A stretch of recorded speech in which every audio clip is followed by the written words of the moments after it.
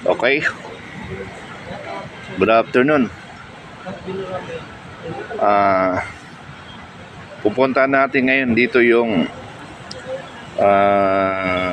may tumawag kasi sa akin, isang general.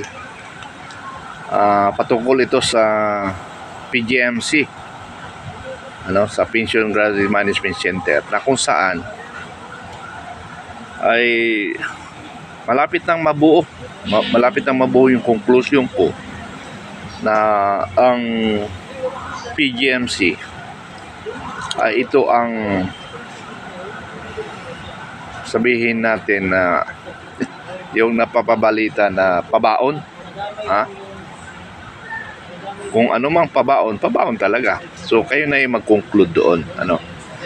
Ang sabi sa akin nung aking naging kasama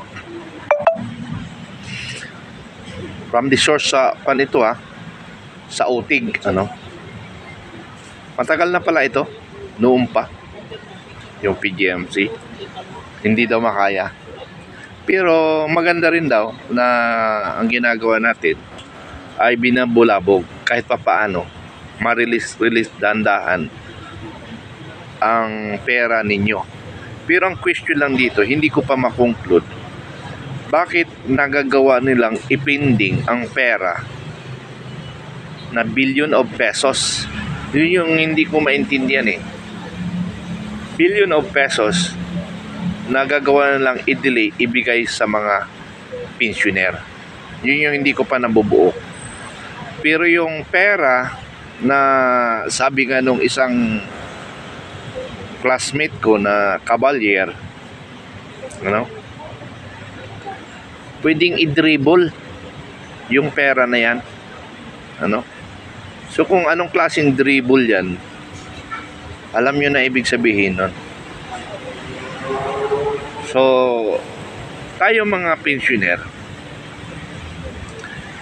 lalo na widows, mag-ingay tayo, kasi yun na lang ang solusyon natin. Solusyon na hindi sila maging corrupt, para hindi sila maging corrupt. Ay bago nga pala, baka akala nyo nasa akwan ako, nasa kabundukan. Hindi, nasa syudad ako. Nasa syudad ako, sa gitna ng sentro ng Metro Manila. For security reason, basta nandito ako. Okay, ituloy ko.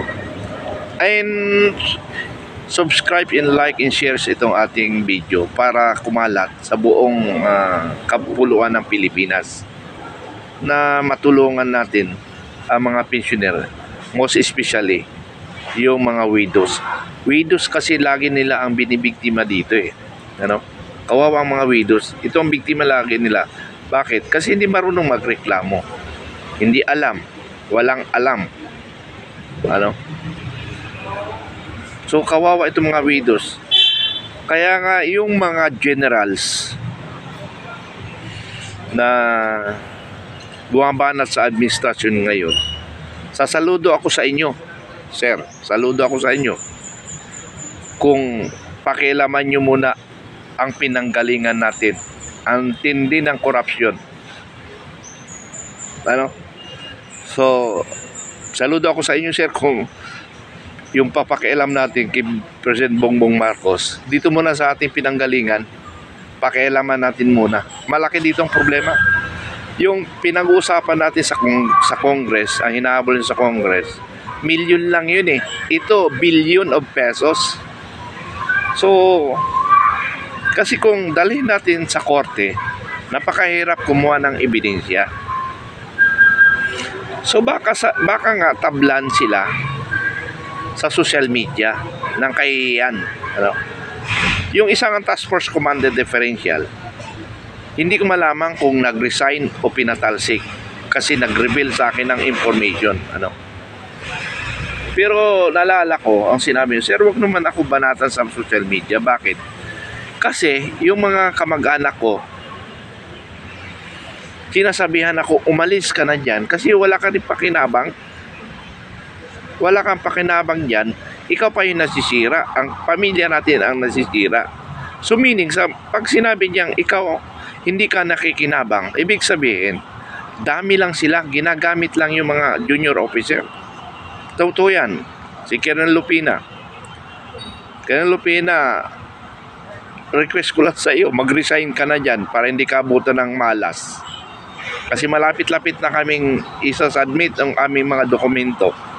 Mag-resign ka na, Colonel Lupina, and other officer will be assigned that unit, PGMC. Huwag nyo nang tanggapin para hindi kayo mapasubo. I'm sorry to the AFP. Pero ang pinoprotektahan ko dito, ang nakakaraming Pilipino. Hindi isa. Tayo, kaya nga, protect the people yung ating kwan dito eh. Motto eh, protect the people. Pero hindi natin napoprotektahan yung kasama mismo natin. Hindi natin naprotektahan. Nung tayo is nasa serbisyo, para tayo mga hari. Ano? Now, we are already retired. Napabayaan natin yung ating mga juniors and personnel. So, balik ulit tayo sa aking issue. May tumawag sa akin isang general. Natama yan, Met, sabi niya, ituloy mo lang yan kasi kahit papaano, mabawas-bawasan at hindi magiging kawawa ang mga pensioner. Dati yung sa utig, yung sinasabi ko. May mga information rin ako galing sa PGMC. Officer rin. Yung mga officer na classmate ko dyan, hindi ko tinatawagan kasi ayaw ko silang ma-involve because still they're in the service. Kaya hindi ko sila ini-istorbo. Baka mapag-initan. So, mga widows, yung ating plano, tuloy natin. Ang atin lang doon ay magising na hindi.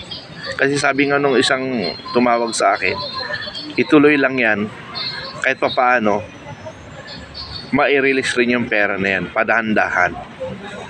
Ang kawawa lang dito, dahil yung ibang kaantay, namatay na lang. Yun ang kawawa.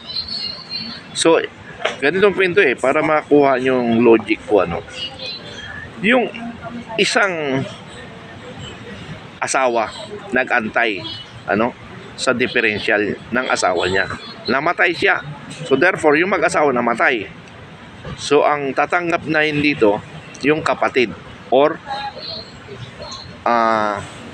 yung mga anak.